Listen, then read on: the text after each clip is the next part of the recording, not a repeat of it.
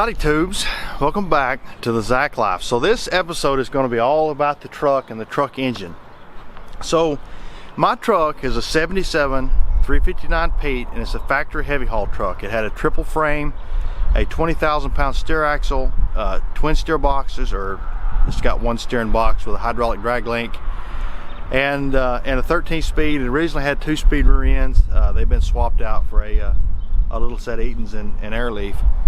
But I want to do two things in this video. I'd like to talk about the engine and kind of its legacy, and one of the reasons I wanted it, and their fuel hogs and their antiques and their old and their cold nature and they're expensive to work on, but they're old school hot rods, and I like old things, and I specifically looked for a factory 1693 Pete for a long time, and I found this one in California, and I had it drove back. I'd like to talk about the engine specifically internally.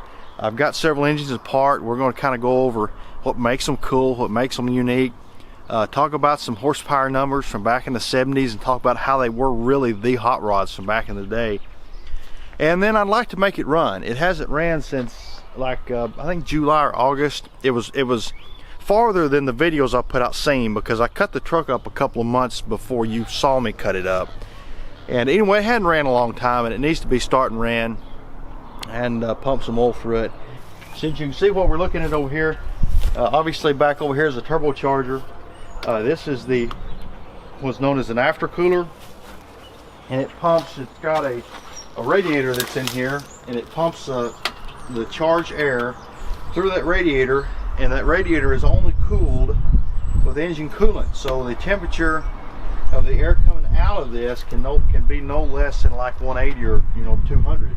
On a 1693, there is no accessory belt drives. There's only the single drive from the crankshaft. You got a 3-pack belt that drives the water pump, drives the cooling fan hub. The generator is actually driven off of the water pump pulley. It's kind of an interesting way they did that. There is an accessory drive for the air compressor and for the hydraulic steering pump on the other side, but there is no accessory belt drive, like say on a Cummins. So you've got coolant that comes in the bottom of the water pump through the oil cooler up and into the block, and of course the water exits out the head up here. Now the flow of oil through this thing, you can't see it, but there's a port down here on the block, and the oil comes through that port into the bottom of the oil cooler, through the oil cooler to the oil filter, back from the oil filter back into the block. Now this is a pressure relief valve, and what this does is if there's a high enough delta pressure, and I have no idea what that setting is, across the oil filter and the oil cooler, oil can travel up through this steel line, through the bypass and into the block. So if you have something that plugs up, or if the oil is cold, you don't starve the engine for lubricating oil. So let's talk about the head. Let's talk about some of the cool sort of high-tech, if you would, things from the 70s. So if you'll notice, these valves are not straight up and down, which is typical of all diesel engines and all automotive stuff, nearly of all engines up until probably the 90s. And in the race cars and stuff, this is common now, and it's more common in automotive now. But the valves are not at a perpendicular angle to the deck. They're actually at an angle like this, and I don't know how well you can tell. You can pull the lifters out. If you look down in here, it's more, it's easier to tell. It's at a direction like this. Anyway, what this does is when you have air coming in the head, there's an air chest right here. This sort of area here is hollow, and when it comes in that valve, instead of coming straight in and hitting a vertical valve to where it has to make a 90-degree turn, the valve is angled, and so you've got a much shallower and less drastic change of momentum, and so you can have a much smoother airflow into the cylinder. Now in today's direct injected engines, you want swirl. You want to swirl the air. Now in an indirected injected engine, this is not a concern, because you don't have, the fuel is not sprayed directly in the cylinder. There's no need to churn the fuel and air up. That is all done with the pre-cup. But anyway, also you'll notice the valve here the exhaust port, when it, you know, if the manifold's not on here, you can tell this manifold's in an angle. This port goes down at an angle to the valve seat, where the valve is also at an angle. Anyway, this is a extremely superior exhaust flow to just about anything else that was built in the automotive diesel world, you know, at least in the big bore. And anyway, that's one of the really cool things about this head, is how good they breathe. So 1693 is what Caterpillar calls a PC motor, a pre-combustion chamber engine. Now this is in contrast to a DI motor. Now a direct injection engine has got some drawbacks, and they are that you've got to have a much higher precision injection system. You've got to have a much higher mist. This is the actual pre-combustion chamber, and so let's disassemble this and we'll talk about it all in a minute. So this is the injector, what we're going to call the injector for now, and it goes in the top here. And you have got a nut, they call this an injector hold down nut, that holds the injector in. Now this chunk here actually screws into the head. I know it's kind of shadowy, hopefully you can see. So the pre-cup goes down in this hole right here, and it threads in basically to the deck plate. So where this screws in, the total thickness of the head is only probably 3/4 of an inch. Now you'll notice on all these with where the glow plugs go, you have to have these oriented correctly. If you have it turned here, you can't put a glow plug in it. So they've got these sealing little rings, or steel rings, that go on the end of the pre-cup and against the head and seal the combustion from getting combustion back up into the water jacket. And they make these in different thicknesses. You've got to buy an array of them when you put one of these together, so that when you screw this in and torque it, that the glow plug hole, you know, is either in this range, you know, or over here in that range. You can't have it up here because you can't put a glow plug in it. So inside this chamber is a cavity that looks sort of like this. It's somewhat pointed and comes to a point. It's conical. It's not triangled, if you would. And so fuel is injected into this. You've got high compressed air, you know, from the cylinder, and you get fuel injected into here. It comes spraying out the end as it ignites, and a vaporized fuel, partially burning, carbonized, extremely rich mixture. And so you've got basically an explosion, if you would, of high pressure fuel that sprays that fuel into the cylinder that's already lit, and you get an extremely quick combustion cycle. That's the reason that when you hear an indirect injection engine, they have such a unique sound. Anyway, an engine that's got good nozzles and everything is set right will have a smooth sound, but it's got an extremely radical ping. It's almost ear piercing. By the way, to pull one of these, it takes a really highly sophisticated tool. And what you do is you screw your, without the injector, you screw the injector hold down nut back in, and then you take a Harbor Freight 1-inch socket and weld a 1/2-inch bolt on it and grind the edge of it in and slip it over the nut and into the injector hole, and that's how you install these. I'm sure Cat makes a tool, but I built this like, I don't know, like 2008 or something. I've had it a long time. So here's the camshaft. So the exhaust cam is driven through a little drive shaft that goes back into the gear train on the back of the engine, and you actually put it in through this plug right here. You pull this plug out and thread a bolt into the little drive shafts about yay long, and you pull it out. Anyway, there's a gear in there that drives the cams.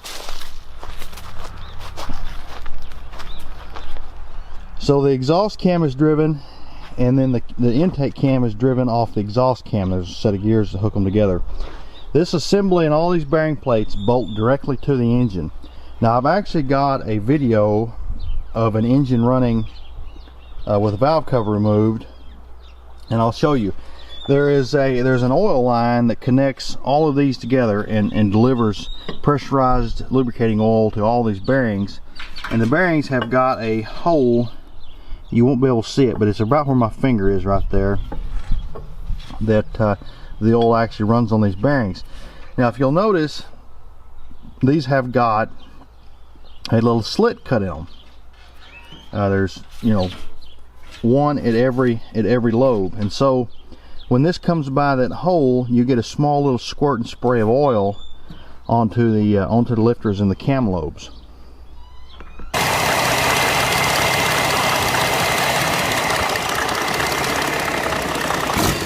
So a PC motor has got some advantages, as I said, in that you can have a, I may not have said, I've thought it, that you can have a very poor quality injection system, and I'll explain what I mean in a minute. I want to compare this injector to a much later model one. But they've got two main disadvantages, and that is this chamber is literally like it's got a blowtorch in it. You know, there's a ton of heat that's rejected in this because all the fuel is initially burnt in this. You've got an extremely hot, rich flame in this. And what that does is you end up taking a considerable amount of your fuel. Instead of using it to make power, you turn it into heat, and you reject that heat into the coolant system. So the number one big drawback to a PC motor is that they get bad fuel mileage and they overheat, or at least they dump more heat into the coolant system than a typical DI motor. They have bad thermal efficiency. The other problem is they're extremely cold natured. And you can see we've actually got a glow plug hole here, and these engines require a glow plug to start. And if you know anything about big bore engines, most, you know, engines this size, direct injection, you know, will easily start, you know, down to freezing without any kind of help at all. And these are, if it's 90, 85 degrees outside, they'll start right up. If it's 50, you got to glow plug them, and they're kind of cranky. If it's 20 degrees outside, they're not going to run. You can plug them in, you can build a fire under them, whatever you got to do. They are extremely cold natured. So let's talk about the injectors, or more correctly called the nozzles. So here is what Cat calls a nozzle. And the reason Cat calls this a nozzle and not an injector is because that's what they all really are. This is the actual layman's term injector, and it isn't anything other than a nozzle and basically a back pressure regulator. And so how these work, you've got this is just a tube, it's hollow, you can't see through it. There's nothing in this is just a fuel delivery device, and it's got some kind of an Acme thread or something that fits very loose. You can see this here. And so all you do is you screw these on by hand, and then when you put them in the pre-cup, it seats down here on the face of this, down in the pre-cup.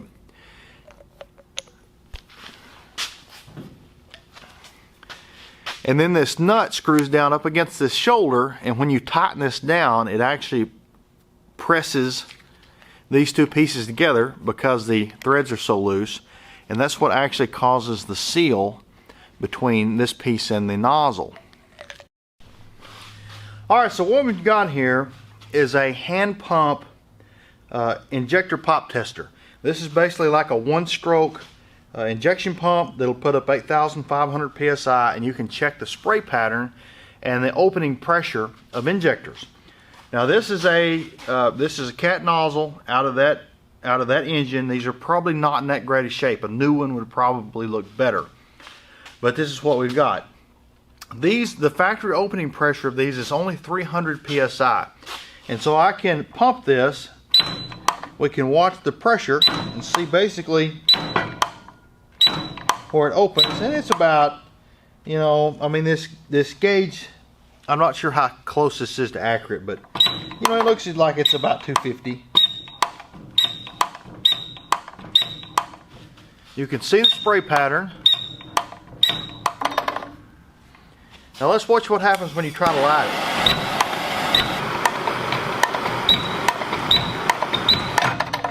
See, it's kind of fat and lazy. Now let's do a modern, and I say modern, this is a 1988 5.9 liter Cummins injector. Health and safety warning, you don't want to ever put your hand in front of these injectors because there is plenty enough pressure to inject fuel into your finger. And if you want some gruesome pictures, go look up, what do they call that? Oil or fuel injection or something. Anyway, there's not really any way to get it out. You usually lose your finger if you get that done. So anyway, you'll notice already that the pressure is much higher. And it sounds much different. 3,500 psi. So let's try to light this and let's see what it sounds like.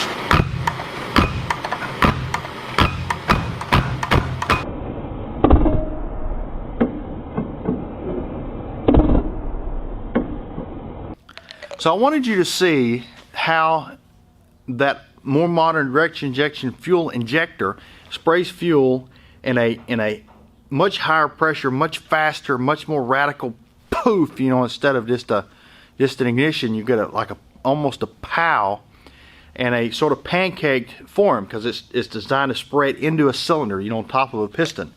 Well, this gives a barely misted, you know, something like a pump up garden sprayer, weed sprayer type nozzle, you know, just a slightly conical mist that's harder to light, burns much slower. But I wanted to make the point that you spray it through this PC cup, and I think that these were a brilliant piece of engineering. But you have, you know, air coming in, your cylinder's coming up, it's forcing air into this, it's churning, you know, you dribble some fuel in, literally, and that fuel begins to ignite. The pressure forces that mixture of fuel and air out, and it's sprayed out through this nozzle onto I wish I had a piston. It actually sprays it out. The piston is aluminum, but it's got a steel plug in it called a heat plug. It sprays down on that heat plug. The cylinder head too, let me back up and make another point. The cylinder head with the angled valves makes a semi-spherical head. It's a Hemi. Sorta, you know, it's not a real, you just got a small dish, but it's a dished Hemi head. And anyway, when you have that fuel, when it comes out of here with the high pressure air partially burning, it's sprayed against that heat plug, and you get a huge churning effect in the cylinder, and you have a much more the cylinder is filled more homogeneously, instead of a, you know, like with an injector like that, you know, you have rich and lean areas of the cylinder. This mixes the fuel much better. So I'd like to talk with the old timers, the people that are my age, or the old timers that wasn't around the trucking industry. And I'd sort of like to give perspective of why this engine sort of today, and you know, through the 80s and the 90s and 2000s, was sort of given a larger than life legacy. And I don't mean that in a way like they weren't as good as people remember, even though I think they probably kind of weren't. They were just an engine, you know, it wasn't some kind of new nuclear powered, you know, fuelless thing. It was just an engine. A great one nonetheless, but just an engine. I think that in a way, Caterpillar sort of fell into a perfect time frame to develop something, even if it wasn't as good as a 1693, to sort of be remembered as an extremely good engine. You know, you've got to take yourself back to about 1970. Caterpillar had not really developed a good over-the-road engine. They had a 1674. It was not a high-powered engine. It was a little turd, and they built some other older engines back long ago that were kind of all failures. But Cat had built a lot of good things, and I think people expected the stuff Caterpillar to put out to be good and wanted it to be good. I think in some aspects back in the day, the trucker Caterpillar is sort of like today's Tesla. You know, everybody wants a Tesla, or a lot of people want a Tesla. You know, they're a really cool car. Even if you're not a go green and don't care about, you know, the environmental crap or want an electric car or anything like that, you get in and drive one, they're really cool. Everybody wants one. And I think that sort of had a play in Caterpillar. Everybody sort of wanted Cat to build something really good, and they didn't deliver on it. I think, you know, also to give kind of perspective of the engine and the power output. You know, people talk about how much of a hot rod they were. You know, say, well, 425 horsepower, that's not even that impressive, you know, really in the 80s, much less, you know, today. And I think you've got to take yourself back to 1970. Now, this engine came out in '63, but it wasn't really available in trucks. It wasn't, you didn't see them. I don't know when the first one was, maybe the mid-'60s or something, that you could actually get one at a Pete. But I don't think it was till about 1970 that you would, you know, if you were a truck driver, that you would run across them. You know, they didn't put a lot of them in. They were pretty unusual. Later on in the 70s, like mine, they become a lot more common. But you know, in about 1971, something like that, 70 or 71, if you were a truck driver, you'd seen one in a truck stop, you'd been passed by one, you'd heard one, you know, whatever. And you've got, like I say, you've got to take yourself back to 1970 to understand, you know, the scope of how powerful this engine was. You know, if you drove on a truck stop lot in 1970, you know, it's not full of brand new 1970 359 Peterbilts and W900 KWs. It's full of old trucks. You know, you pull on a truck stop today, you know, what percentage of them are, you know, less than 2 or 3 years old? There's very few. You know, most of them are, a lot of them are older than 2000, you know, a significant portion of them. And that's sort of how you got to get your perspective of this truck. You know, you pull on a truck stop lot in 1970, most of the trucks are from the early 60s. You know, a lot of them are from the 50s. You probably run across stuff older than that even. In 1970, the biggest Cummins engine you could get, I believe, and I hadn't done much research on this, this is just from my limited knowledge on this stuff, but I believe in 1970 the biggest Cummins engine you get was a 335, but most Cummins engines that rolled off the lot in the 70s were 290s. You know, you could still get a 250. I think 230s by that time had gone away. They were all 855s. The same way with the Detroit. You know, there were very, very few 1271s that they called a double-breasted Yamahas, you know, back in the day, in some trucks, but you didn't see them going down the road. They were just too rare. You know, they were all in a mining roads or something like that, or logging. You know, the engines that you saw in Detroit, the big ones were 871s.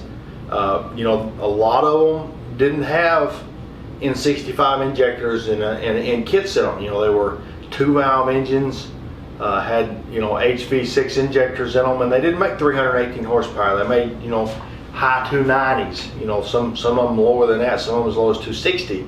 Same with the 671s, they weren't 238, a lot of them were 190 horsepower.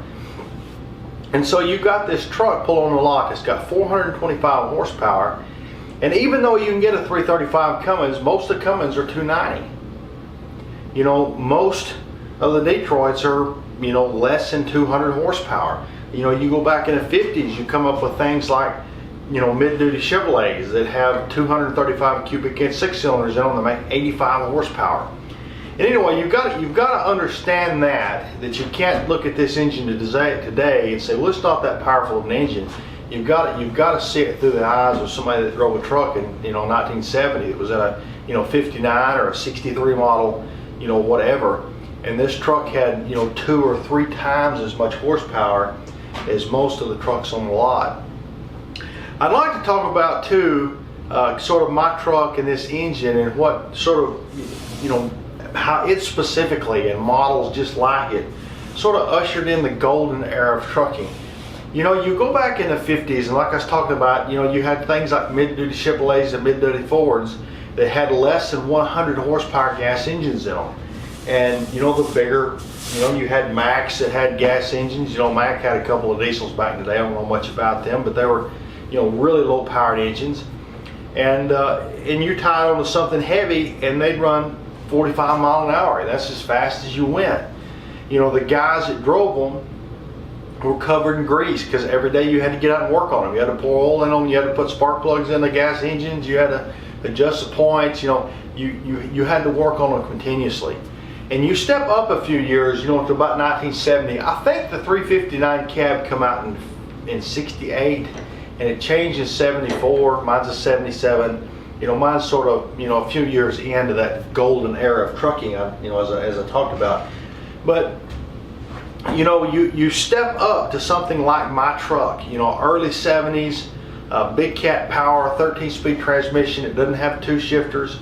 And things change drastically. You know, you go from a truck that'll run 40 mile an hour, you know, grossing 50,000 pounds, to a truck like this. It's got 373 gears in it, maybe 390, a 13-speed overdrive transmission, 14 425 horsepower, and you get that thing loaded, grossed out 80,000 pounds in middle of Arizona on a big flat road. Get it over to 13th, wind it out. You only run 90, 95 mile an hour. You know, people talk about the triple digit trucks. These are the trucks that run 100. You know, the 100 mile an hour trucks were kind of unusual, but they were there. But you could get a factory truck like mine, towed to whatever you wanted to pull, and run 85 or 90 mile an hour all day long. And that was something that just a few years earlier was absolutely not possible. Another thing is, you know, I think that the drivers that drove the trucks changed, and sort of their perspective of the public changed.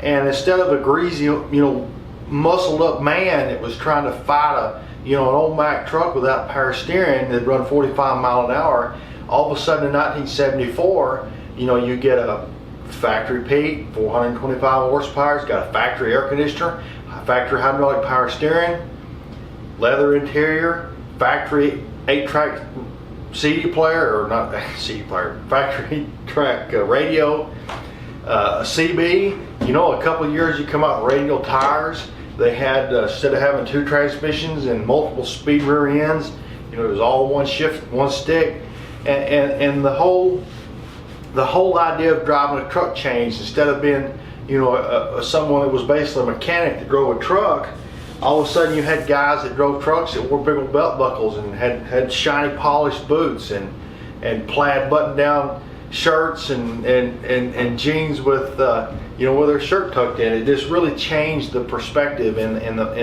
what a guy looked like that drove one of these things.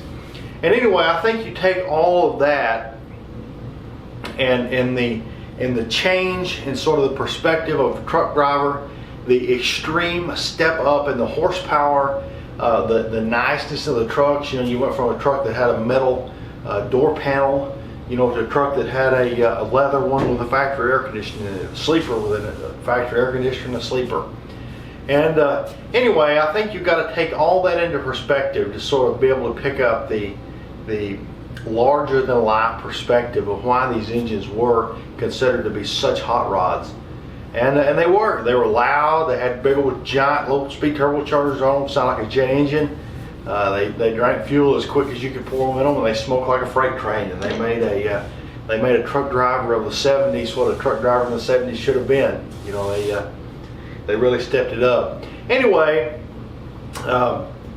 this video's kind of backwards. I'm actually shooting this at the end, but to y'all, let's go out there and let's go work on this stupid thing and see if we can make some of that racket and the smoke.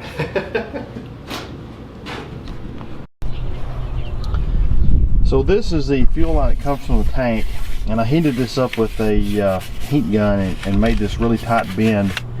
I don't think it'll be a problem, but I didn't really like it. It wasn't too kosher.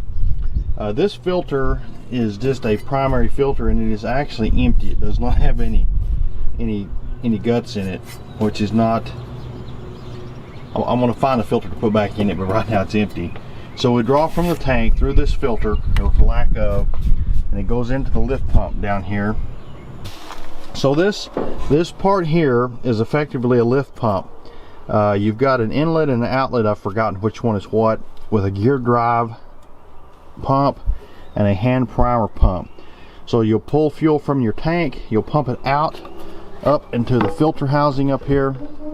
You've got an inlet to the filter housing. It comes out of the filter housing back down into the inlet of the injection pump.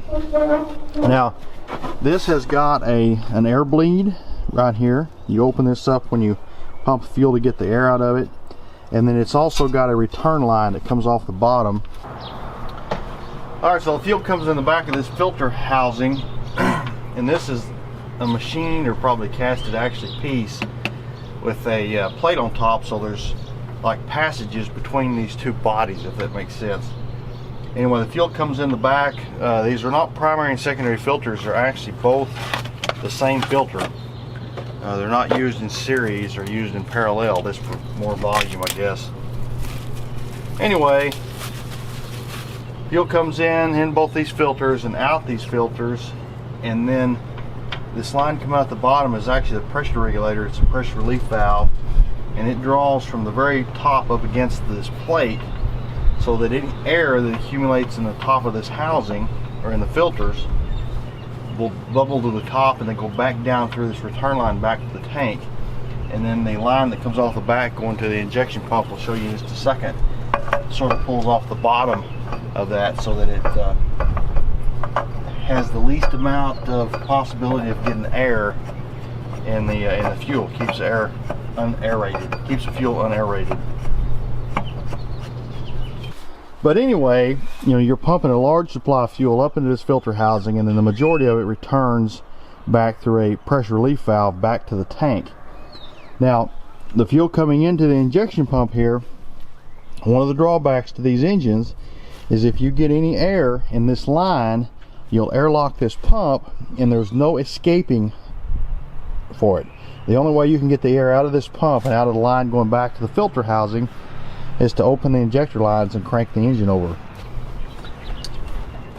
Originally these had a little air relief valve, or I don't know what you'd call it, but a little petcock valve here you could open.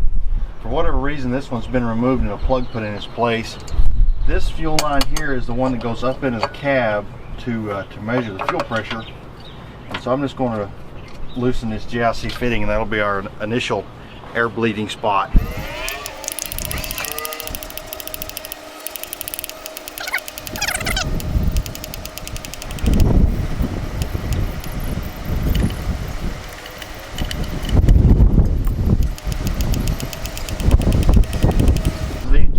Here has got the delivery valve, which I guess all injection pumps have a delivery valve, I'm not sure, most of them, is a spring-loaded check valve. These are a very low tension spring, and this is a little bit complicated to explain. If you find one of the plungers of the injection pump that's not trying to inject, you can pump fuel through the hole that loads the plunger with fuel and out the injection line with very little pressure. You know, like just a couple PSI will push air through it.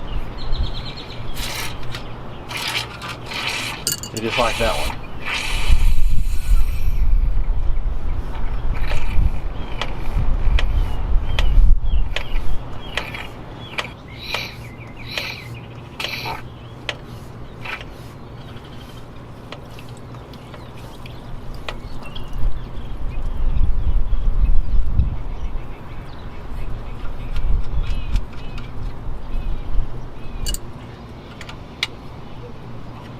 Now if you notice, I pulled the intake hose off that goes from the turbocharger back to the air cleaner, and the reason is I left the fuel filters off of this engine for about a month, and it's really ignorant to do.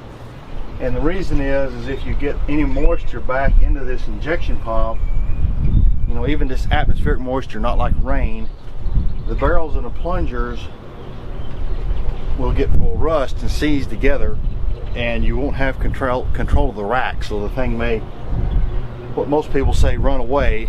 You know, overspeed, have an overspeed condition where the governor can't take control of the engine speed, the engine fuel. And so anyway, I pulled this off, and I got a piece of plywood in case it decides to take off. I can shut it down. Not a bad precaution. I guess let's see if it'll run.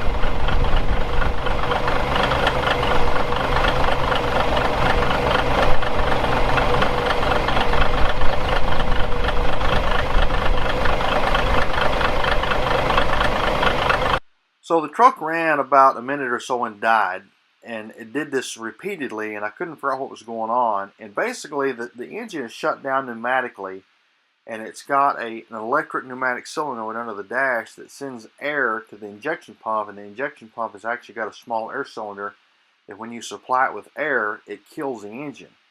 I thought initially it was an electrical problem, and I jacked with it for a while, and long story short, the electric pneumatic solenoid was stuck in the shutdown position. It was stuck open, and so the truck would run for about a minute, build up air to about 30 psi or so, and then would shut itself down. At this point, when this clip starts, the engine has ran for a while and is actually up to temperature, and when I start it up, I wrap it out, and I just wanted to make a point that the engine has been warmed up. I'm not hot rodding the whole engine.